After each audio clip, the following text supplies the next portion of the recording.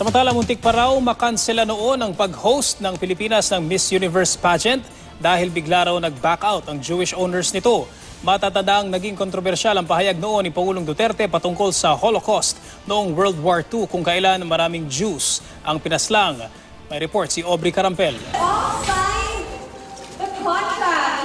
Tuloy na ang 65th Miss Universe Beauty Pageant na gagawin dito sa Pilipinas. Ito ang inanunsyo kagabi sa isang press conference at ceremonial contract signing ng mga kinatawan ng Miss Universe Organization at host committee mula sa pribadong sektor sa pangunguna ni former Ilocos Sur Governor Chavit Singson. Ang kumpanya ni Singson ang siyang nakipag-usap at nagbayad ng $12.9 million sa Miss U Organization para dito sa bansa gawin ang prestihiyosong pageant na ayon sa kanya ay muntik pang makansela dahil bigla raw nag-back out ang mga may-ari ng Miss Universe Organization.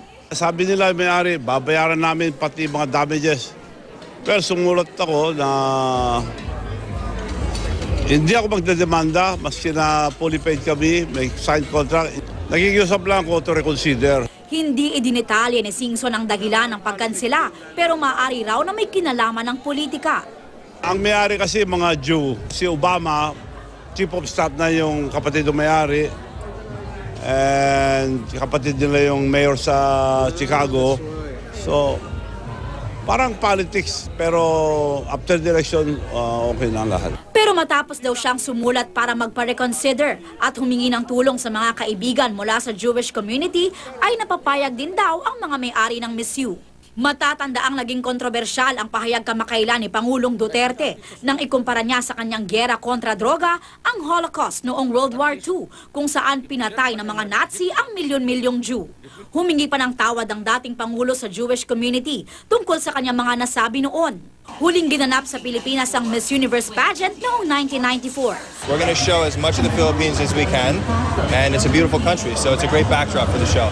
Pia winning made a lot of focus come to the Philippines because she's such a big celebrity now, and she's a wonderful celebrity, and people love her.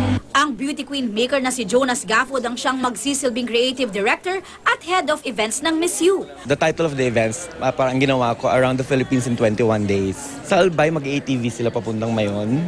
Gustong-gusto nila yon. And then sa Palawan, mag-snorkeling siguro. And then Boracay, mag-parasailing, ganyan. So ang daming gagawin. Sa January 30, 2017 ang Coronation Day sa Mall of Asia Arena mula alas 8 hanggang alas 11 ng umaga na mapapanood ng live sa 190 countries. Aubrey Carampel, GMA News.